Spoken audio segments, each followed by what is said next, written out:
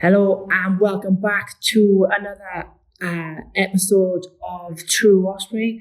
As you can see today, I am joined by rugby commentary royalty, Phil Steele. Nice to meet you, Phil. Hi, Darren. Nice to meet you as well. How are you? Very good. Yeah, nice to be here in Swansea, yes. In St Samlet. I had a couple of mates in college who came from this part of the world, so I know it fairly well. Yeah. So I'm just going to be interviewing Phil today and ask him a couple of questions about his playing days for Newport and Taftswell, as well as his teaching days, and then just ask him a couple more questions about his commentary and everything. So without further ado, let's get into it then. So Phil, on my notes by here, I'll try not to look at my notes as much as I can. So it says here you played for Newport RSC in the 1980s. You made 54 appearances, scoring 12 tries, 3 conversions and 6 penalties, and you was a fullback. I was a fullback, yeah. Although I played every position for Newport behind the scrum, apart from scrum half. I actually played outside half one game against Pontypridd. I remember that one. I played in the centre, and I also played on the wing. But before Newport, my first club was Glamorgan Wanderers, because I'm an Ely boy in Cardiff, and so the Wanderers was my first club. I played for the Wanderers first team while I was still in the youth, so I played quite a few games for the Wanderers first team. And then I was at college, Cardiff Met, South Glamorgan Institute it was in those days. And in those days, we used to play all the first-class clubs, So I played quite a bit of first-class rugby while I was in college. So before I joined Newport, I'd actually played a lot of games in first-class rugby, My very first big game for the Wanderers, and when I say a big game, the Wanderers was a team. You could play Pontypool on the Saturday, and then you'd play, say, Lydney on the Wednesday, and then perhaps Bridgend on the Saturday, and then Clifton, say, on a so the fixtures weren't all hard fixtures all the time, Yeah. But my first big game for the Wanderers was against Swansea, right. And I can remember that great Swansea side of the season around about 1981, and the Swansea team. A lot of people watching this will remember they used to wear this pristine white kit with Adidas stripes down the side. Yeah. It looked fabulous. I remember them running out at the Wanderers, and I remember looking at, there was the great Di Richards, there was Roger Blythe, fabulous fullback. There was Jeff Wheel, the great second row, the Wales Grand Slam winning second row. And I remember thinking, God, this is the team they're playing against. They look so fabulous. So I'll always remember Swansea for that. And then I joined Newport the year I left Cardiff Met, because to get on in rugby then you had to be playing for one of the top sides like Newport, Cardiff, Swansea, Llanelli, Neath, Aberavon, one of those, Evervale. And the Wanderers wasn't quite, although it was a first class club and it was in what was called the old merit table, they weren't sort of as high up the merit table as, say, clubs like Newport and Cardiff and whatever. So I joined Newport then to perhaps get honours. But my time at Newport was blighted by injuries. I had a very bad, I'd gone into the Wales B system, and then I had a very bad pelvic injury. I had a very bad knee injury then. And after the knee injury, I actually had clinical depression. And I was never the same player after that. Although I came back to play, I was physically fit. I never had the confidence, I just suffered terribly with anxiety and everything. I wouldn't go on the bus to away games. If we played London Welsh or Roslyn Park away in London, I'd make some excuse that I had something to do with teaching, and I had work to do on the Sunday. And I'd drive myself to the game because of the anxiety, So really, after the age of 24, although I played up until I was 30, after the age of about 24, my career was done, really. I never got to those heights anymore. And obviously you just mentioned you was a teacher. Yeah. So you were a teacher for 25 years. Yeah, 25 years, yeah. And it says you mainly taught pupils with learning difficulties. Yeah, I did. I started off as a PE teacher, like many people who went to Cardiff Met University, South Glamorgan Institute as it was there, Cardiff College of Education as it used to be before that. I went to college because I wanted to play rugby for Wales, not because I particularly wanted to be a teacher. Yeah. Lots of Swansea boys there. There was a player called Gareth John, who a lot of older watchers will remember. great prop for Swansea. David, the great Di Richards, had been there a few years before me. We had people like David Thomas, Nigel Price, Kevin Hopkins, who captained Swansea when they won the league. Lots of people with Swansea connections. What was great about Cardiff College of Education or South Glamorgan Institute was because it was a degree in PE. It was like being a professional player. Yeah. You had lectures all day. You'd have gymnastics, swimming, rugby, soccer, dance, even athletics. So and you had all the facilities there. So you could be waiting in the common room for a lecture for an hour to go for a lecture, and somebody'd say, "Steely, do you fancy coming doing some sprinting on the track?" So you'd go in the daytime do some sprinting. Yeah. So it was like being a professional player. Yeah. And the levels of fitness we attained were terrific, and that's why we were able to play against the first class sides. We'd more than match them in speed and fitness. We'd run the ball from everywhere. It was the best rugby I ever played. Was college rugby, and also the fact that you're playing with mates who you drink with. You share a house with. The bonds you get from those friends from college days and playing that rugby are incredible. I've still got loads and loads of friends now from those college days, which I don't particularly have from my Newport Wanderers days. All right. Well, you make friends for life, then. Make friends for life in college, and so it was a very special place to go, and I thoroughly enjoyed it. So I taught PE for 10 years, and this is the ironic thing, Darren. Somebody like me who's been in love with rugby since I was 9, when I played my first game for St Francis Primary School in Ely in Cardiff all those years ago. I got bored with teaching PE. I got bored with being in a tracksuit, running after a ball, taking 3 double games lessons a day, taking a team after school, going training with my club in the night then and doing the whole thing, the same thing the next day, and then Saturday take a team on the morning and then go and play in the afternoon. And I got bored with teaching PE. So at the age of 31, I retrained. I did a diploma in special needs teaching, and I became a special needs teacher in the Rhymney Valley in a comprehensive school there, which I did for a further 15 years till I was 47. And I loved it. I loved the special needs kids because they gave you so much back in terms of humour and fun, and it was a very rewarding job to do. And I still miss the kids now, even though it's 2008 when I gave up. So what's that, 16 years? But I still miss the interaction with those kids, And one thing that me and Phil were talking off camera is that he taught Wales and Ospreys player when he was in primary school, and that was Lee Byrne. Yeah, it's a lovely story actually. Lee, I taught as part of my PE days. I taught being a good Catholic boy. I went and taught in 2 Catholic primary schools, one in Pontypridd and St Mary's Catholic School, Bridgend. And I used to go. It was great for the kids because I used to go in a tracksuit every day, and I used to take all the classes for PE. So these kids had a trained PE teacher to take them, which doesn't happen now in school. Yeah. And Lee was he was good enough. He was in Standard 2, which is I think year 4 now. He was good enough in year 4 to play for the school team, the year 16. And the other amazing thing about Lee Byrne is that Lee, and I'm sure he won't mind me saying this because he's come out in his book, Lee used to have special help with his reading in school. He struggled to read. Oh. But put him on the games field, Darren, and he was like a different kid, Yeah. He could screw kick, spiral punt when he was about 8 or 9. In fact, I used to go out on the field. I was still playing for Newport then. I used to take him out to the field at lunchtime, and he could kick a ball back to me. He was that good. And he used to play flanker on number 8 for me. So he eventually became a fullback, as we know.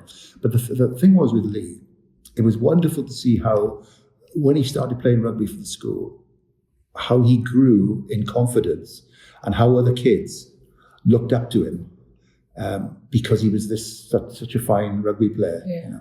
And that sort of gave me the always stuck in my mind that's the importance of physical education in school, that gives kids who are not academic the chance to shine. Yeah. And I saw him just flower because of the confidence he got from being a good rugby player and all the other kids, like the kudos he got from all the other kids. Yeah. And now I've done commentaries with him. Yeah. And now I've done commentaries with him. But the lovely part of the story is, many, many years later, he had played, and the other lovely thing about Lee was he didn't go through an academy, or he played for Bridgend Athletic, he played for Tondy, and he was literally spotted playing sort of club rugby. All right. And he had a few games at Fletley, and then got into the Scarlets. And it was when he was with the Scarlets that in 2005, Mike Ruddock picked him for the Wales squad. And he came on as a sub against the All Blacks in November of 2005. I happened to be on the mic for RTE, Radio Television Ireland. It's the national station of Ireland. Yeah. Basically, I'm a freelancer, so I can work for anybody I like. I've never had a contract or been a staff member of BBC in 30 years. And the All Blacks were playing Ireland the week after, and RTE phoned me up and said, would I do some commentary on the game from a point of view of how the All Blacks are looking the week before they play Ireland, you know? And I said, yeah, that'd be great. So I went up, and I think it was about the 65th minute or something. Gareth Thomas came off, the fullback, Alfie, and on came Lee Byrne, and it was such an emotional moment for me. Wales got stuff 45-3. Rico Gears scored 3 tries. You might remember it. But it was such an emotional moment for me when Lee came onto the field. The only kid I ever taught, ever, who went on to play for Wales. So it was quite funny. I'm on the microphone, and I'm supposed to be saying, from an All Black, what's going on in the game and what the All Blacks are looking like before they play Ireland next week and what Ireland's got to look out for.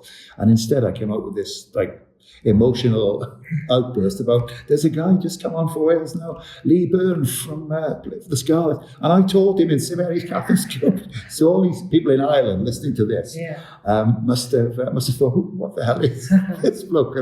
But in fairness, the presenter of the programme was great. He said to me after I finished that particular bit, he said, "Oh, you must be very proud, Phil." And when they went round the other grounds, like the football match, Celtic or wherever there was in Ireland, and the racing or whatever, all the commentators at the other grounds all said, "Oh, that must be lovely for you, Phil. Congratulations." So, and of course, Byrne being an Irish name, so that was all right. But that was very emotional. That was, and like I've said this to him many times.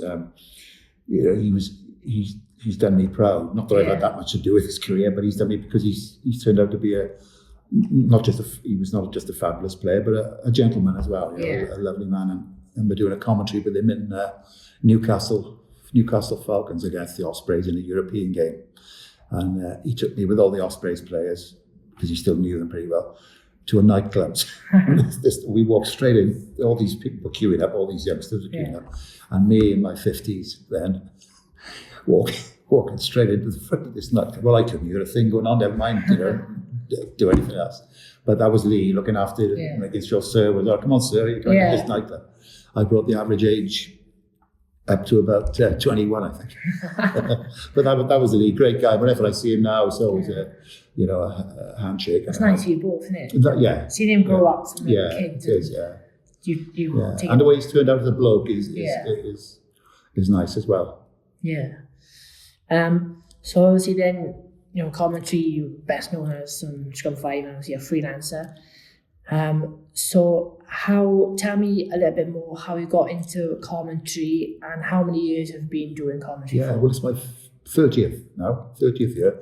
How I got into it? Well, I played it till I was 30. I left Newport when I was 28, and I was going to retire from the game, and I joined my local club, Taftswell, where I've lived for 30 odd years, as a player coach with the former Bridgend Wales and Lions prop Ian Stevens. A lot of people remember Ike Stevens, and then after he left, Jeff Davis, a former Bridgend hooker. I was there for about 2.5, 3 seasons. And to be honest, coaching wasn't for me, but I had this degree in PE, so I knew I could. You give me a ball now, and I could entertain you for 2 hours here doing skills and drills. But tactically, I was absolutely hopeless, because I just don't think about the game. And even now, when I'm commentating on a game, if I've got somebody by the side of me, a co-commentator, and the co-commentator will say something like, "Oh yeah, you can see the Ospreys there, they're doing this and that," and I think, well, why can't I say that? I've been watching it. I just don't think like that. Yeah. So coaching wasn't for me. So I retired when I was 30. And Gareth Davies, who was the head of sport at BBC Wales, and Gareth Davies, a lot of people remember the former Cardiff Wales and Lions fry half, was head of BBC Wales Sport. And they had, I think it was the Premier League in those days, they had 16 teams. So they had 8 matches every Saturday, all kicking off at 2:30. And they needed some extra people to come along and do some reports because they didn't have enough staff. So I started to do that and kept doing it. Then they asked me one day would I do some football. So I did some football. So I did some football commentary. And it just snowballed from there. Yeah. And then I did a series as a lyricist on an Eddie Butler program where I used to write and sing a topical song. It was a program called The Back Page. I used to do that every Saturday morning. So I crossed over then from sort of sport into like general programs. And then that kept growing. And so in 2001, I gave up teaching full-time. I went part-time 3 days a week. And of course, because I was available then on a Thursday and a Friday, I could travel. I could travel to places. I could go to do European matches and so on. And more and more work came in. More and more of the after-dinner speaking work that I do, talk about after, came in as well. And so in the end, at the age of 47, I decided I'd give up the teaching and become just a full-time freelancer. You know, Scrum 5 came along. This is the thing about broadcasting. I do some lecturing in Cardiff Met now on the sports broadcasting course there, and I say to people that yes, you can do your degree in broadcast journalism, you can do your degree in journalism, you can do your degree in performing arts. There's lots of degrees now, but a lot of it is luck. How I got into the pitchside reporter's job. This was 2005. Not long after Lee had maybe even a month before he'd won his cap, I think, and. The guy who usually did the pitchside reporting dropped out, and the Scarlets were playing Leeds Tykes. Leeds, I think it was, no, not Leeds Tykes, Leeds Rhinos, is it? They were called then? Leeds, anyway, but Headingley, remember the Anglo-Welsh Cup? There used to be an Anglo-Welsh Cup. And I had this phone call at about 7:15 in the morning to say this guy couldn't do it, he'd taken sick. Could I get down to the BBC? And could I do the pitchside reporter's job? And that's how I did. That's how I did my first one. And they liked what I did, so they did a few more. And that's how it became a job that I did for 14 years. Now that was interesting as well, because with the pitchside reporter, I thought to myself, right, you've got the best view of the match here, Steely, right? You're right up picture, apart from the touch judge. I'm the next person in line, so you're there. You can see. And my sort of philosophy was I didn't want to get over to people just what was happening in the game, all the Ospreys have scored, or, blah, blah, blah. You've got the commentator for that, and you've got the expert summariser. I wanted to get over what it was like to be at the game. So if you're watching on the TV at home, I wanted to get over a flavour of what it was like at the game. And so therefore, if I spotted somebody like relatively famous in the stand, I would imagine that I was not on TV, but I was going home after the match, and somebody asked me, how did the game go? And I would say to them, well, good game, the Ospreys won, beat Glasgow, whatever. But guess who I saw today? It's Steve Redgrave, the rower, the 5-time Olympic gold medalist. Oh, what was he doing there? Well, I'll go and find out what he was doing there. So I was at the Ospreys, I interviewed Steve Redgrave. He was down there on some conference or something, big rugby fan. So if ever I saw things like that, I would try and get up to them in the stand, just to sort of break up the sort of the match if there was a bit of an injury. That was one of the things I did. The other thing I did, I was the first one to do the interview the coaches during a match, and it was all done on goodwill. I remember going to Di Young one day and say, "Look, Di, if there's a break in the play, could I come up to the commentary box and just ask you a quick question? Nothing heavy. I won't try and stitch you up. Just to give us a..." Yeah, he said, "No problem, Phil." Then Sean Holly did it. And then everybody said, all out of goodwill, and often a lot of the time, they wouldn't say anything. They wouldn't say anything, untoward or anything controversial. But it was just the fact that you could see them. The camera would be on them during a match. Perhaps you could see them. Perhaps under a little bit of pressure or sweating, or it was the visual thing as well as the.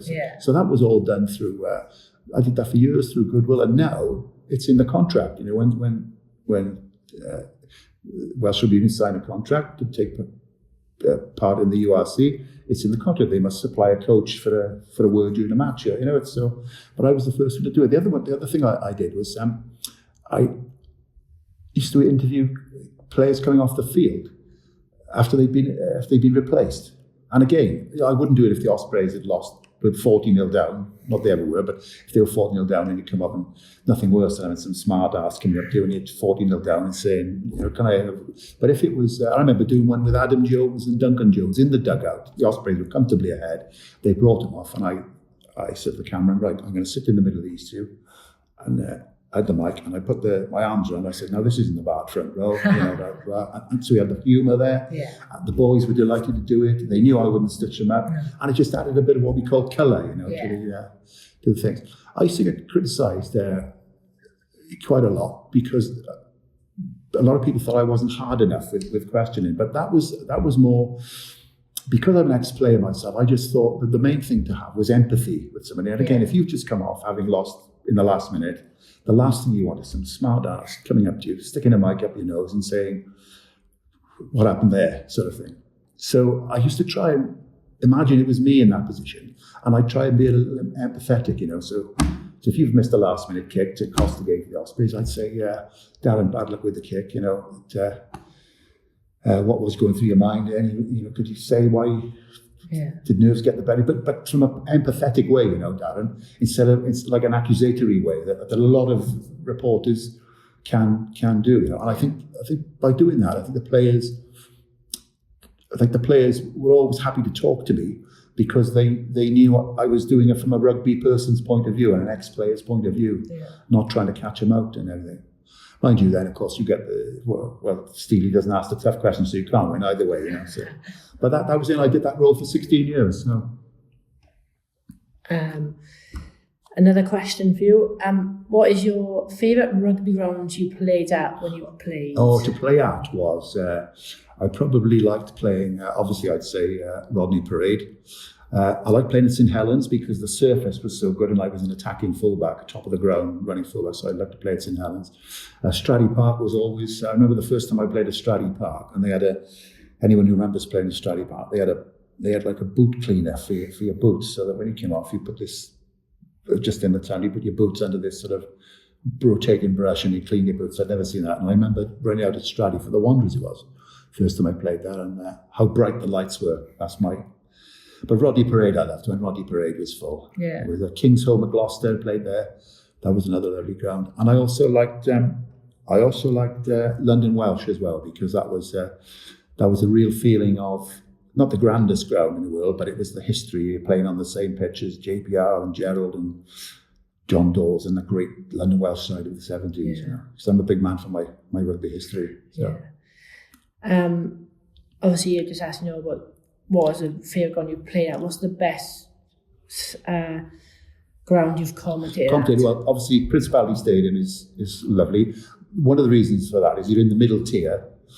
You're so close to the play. So obviously, commentary is about identification. Main thing, and about there are lots of other things, but that is one of the main things: identifying players.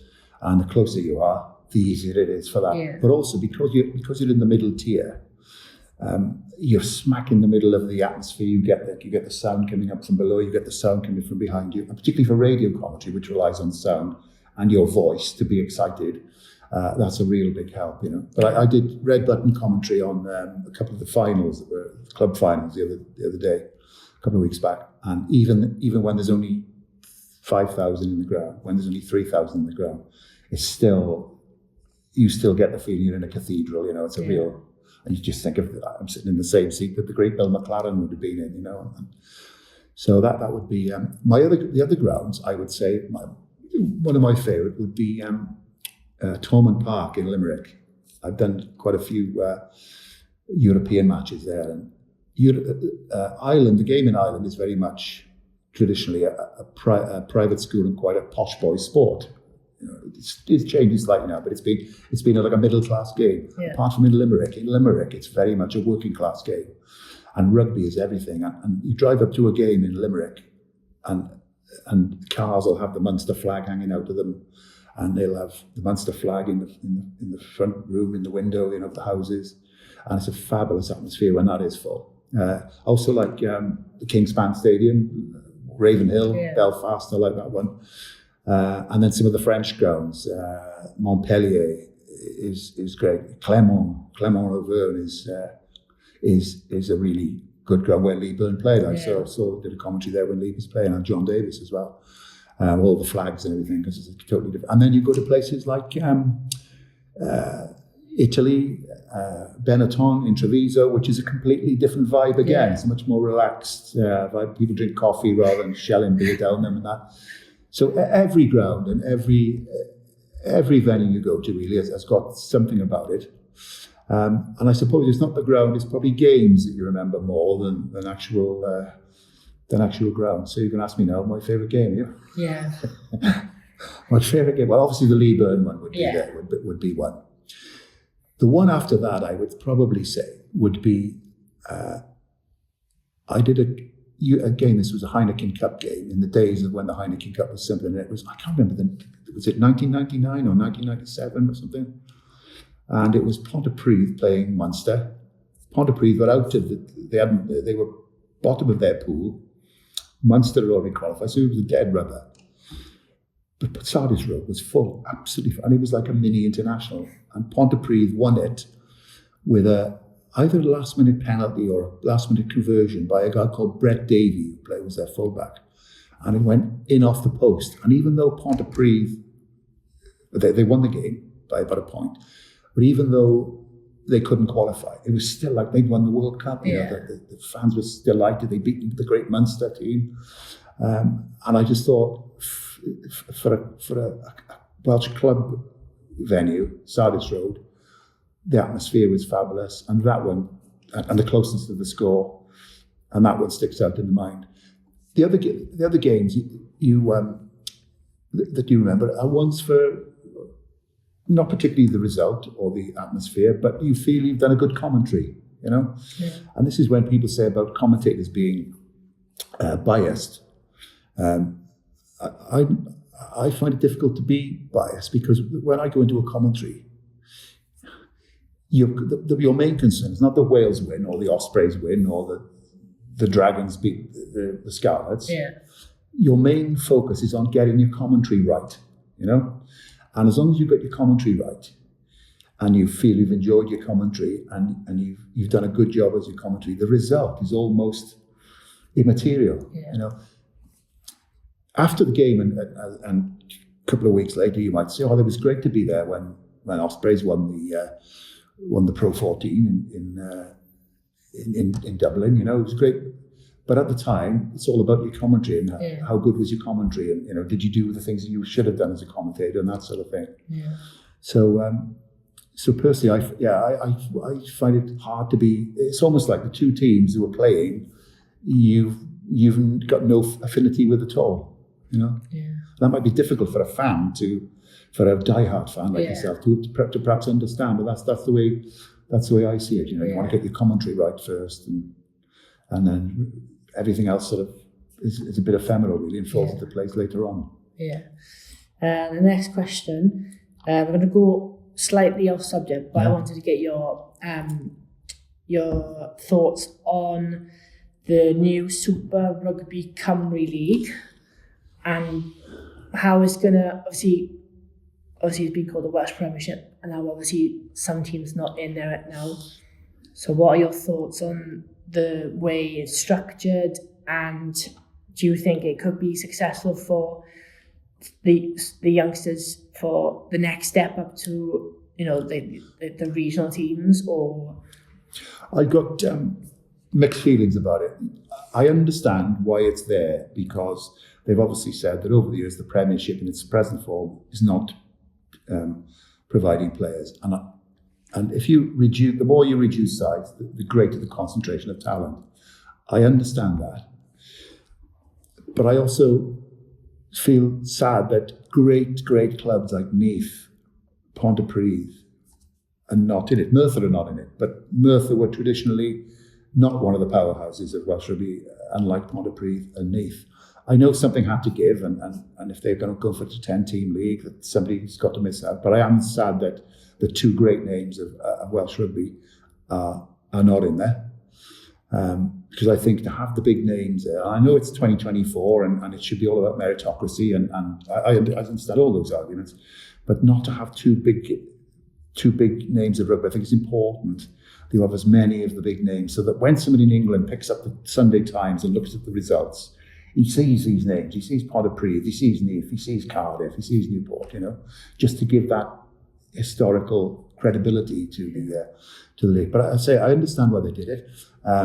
One of the other things I would like to hope they would do is when they feed these players from the regional academies the youngsters, I would hope that if a guy plays for Newport, from the Dragons plays for Newport in the Super Rugby, he plays for Newport every week, or he plays for Pontypool every week.